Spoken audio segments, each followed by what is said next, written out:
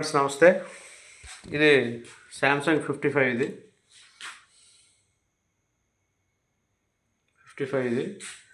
ఇది ఏ కంప్లైంట్తో వచ్చిందన్నది ఒకసారి చూద్దాం.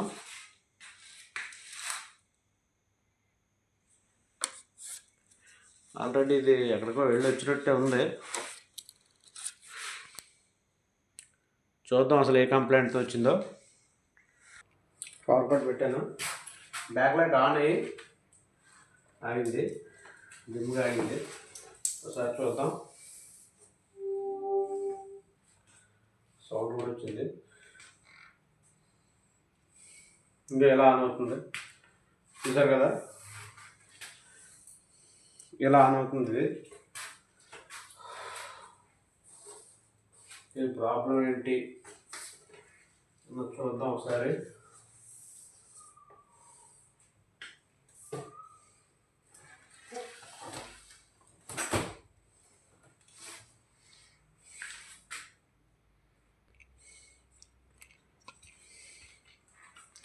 మనం ముందుగా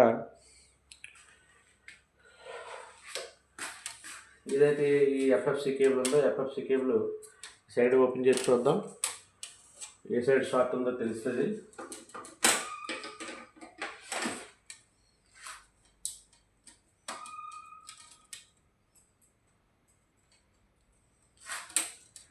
ఎందుకంటే ఇది ఈ సైడే ఓపెన్ చేయడం మంచిది. ఎందుకంటే మనం ఈ సైడ్ ఓపెన్ చేసి వదిలేస్తే బాడీ మీద గట్రా పడింది అనుకోండి, మనం ఇలా లేపినప్పుడు గట్రా షార్ట్ అయిపోయే అవకాశం ఉంది. అలా వాడు జరిగింది.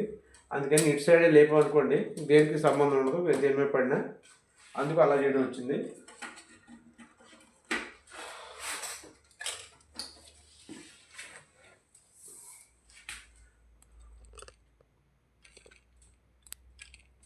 చూడండి ఫ్రెండ్స్,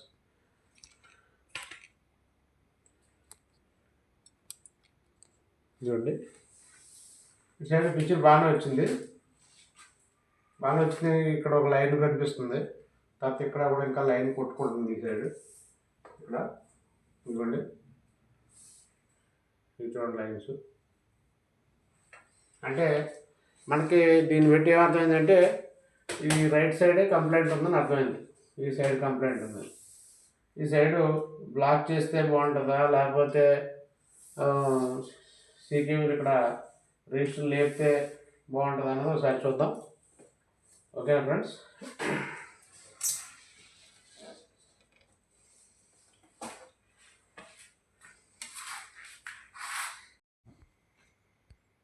ఓకే ఫ్రెండ్స్, ఇదోసారి మనం LC1 LC2 ఓపెన్ చేసి చూద్దాం.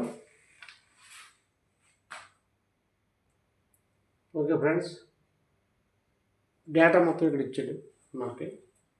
డేటా మొత్తం ఇదిగోండి, ఈ LC1 LC2 STV 3 పిన్లు ఇవి ఇక్కడ ఉన్నాయి. చూడండి, ఇది STV, ఇది ST పిన్, ఇది LC1 LC2. తర్వాత ఇవి మొత్తం సీకేవీలు అనమాట. ఇవి ఎన్ని సీకేవీలు? 1 2 3 4 5 6 7 8 సీకేవీలు ఇచ్చాడు. సీకేవీలకి ఇక్కడ డేటా కూడా ఇచ్చాడు. ఈ లాస్ట్ నుంచి అనమాట డేటా. CK 1 2 3 4 5 6 7 5 6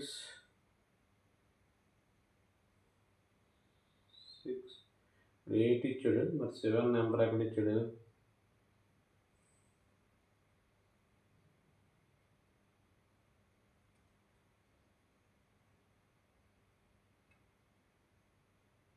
ఇక్కడ మళ్ళీ CK 10 అని ఇచ్చాడు. ఇక్కడ చూడండి, ఇక్కడ అంటే మరి అక్కడ 8 ఉన్నాయి, 10 వచ్చాయి ఇక్కడ. ఓకే ఓకే, ఇవి రెండు కూడా CQ లైవ్న అక్కడ డేటా లేదే మరి. ఇవి రెండుగా VSSO VSSG ఇవి రెండు. ఓకే, ఇప్పుడు మనం LC1 LC2 ఓపెన్ చేద్దాం. ఓపెన్ చేసిన తర్వాత పిక్చర్ ఎలా వస్తుందో ఒకసారి చూద్దాం. ఇది LC1, ఇది LC2 రెండు ఓపెన్ చేశాను. ఒకసారి చూద్దాం పిక్చర్ ఎలా వస్తుందో.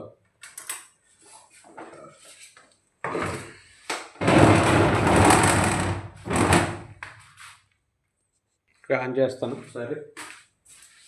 LC1 LC2 ఓపెన్ చేసాను కాబట్టి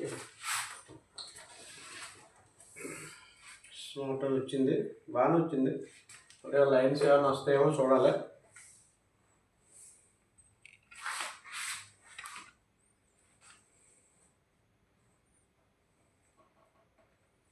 లైన్స్ అయితే ఏం రాలేదు. ఇక్కడ మాత్రం 2 లైన్స్ వచ్చాయి. ఇక్కడ క్లియర్గా వచ్చింది. పిక్చర్ మీద ఏం కనిపించలేదు కానీ లైట్గా స్కానింగ్ లైన్స్ కనిపిస్తున్నాయి. ఆ సైడు అంతా బాగానే ఉంది కానీ కింద మాత్రం 2 లైన్స్ వచ్చాయి. అది అక్కడ వచ్చి చూడండి, ఇక్కడ 2 లైన్స్ వచ్చాయి.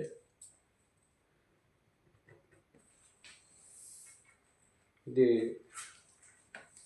సీక్వెల్ అన్నిట్లో ఉందా ఏంటన్నదో ఒకసారి చూద్దాం. లైన్స్ పోతాయా పోవా అన్నది.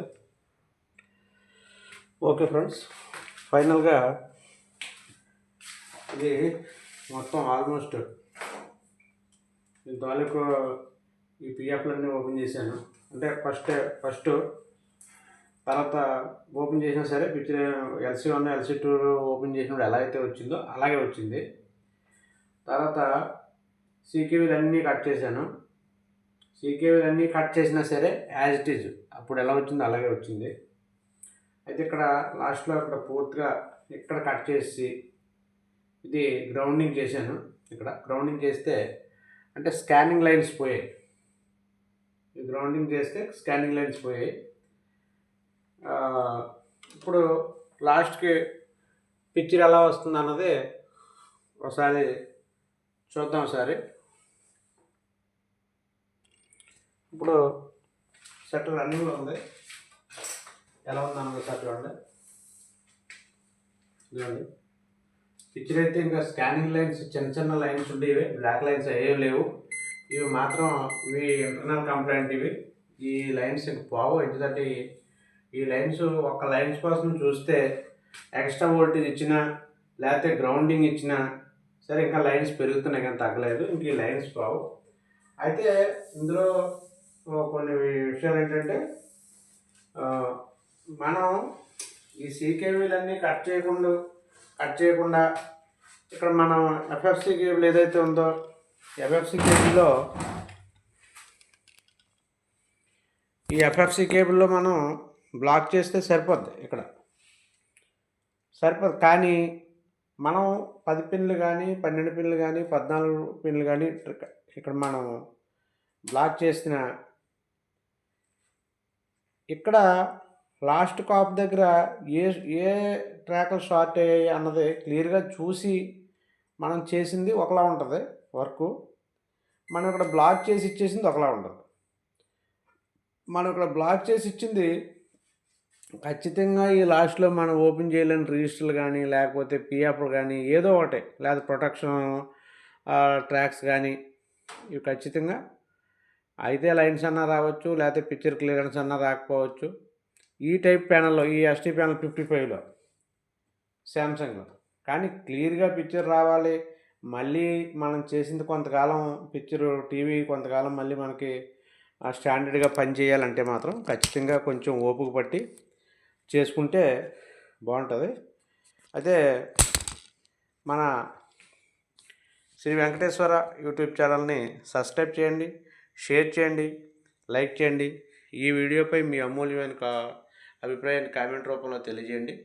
ఎందుకంటే పెద్ద సెట్లు డైలీ చేస్తుంటాను కానీ నాకు వీడియో తీయడానికి పెద్ద సెట్ల దగ్గర కుదరక అవ్వట్లేదు. ఇది కూడా ఎందుకంత వర్క్ అంతా చేసిన తర్వాత వీడియో తీయవలసి వచ్చిందంటే వీడియో లెంత్ ఎక్కువైపోద్దని ఇలా చేయడం జరిగింది. ఓకేనా ఫ్రెండ్స్, మన ఈ వీడియోపై మీ అభిప్రాయాన్ని కామెంట్ రూపంలో తెలియజేయండి ఫ్రెండ్స్. ఓకేనా, థ్యాంక్ యూ.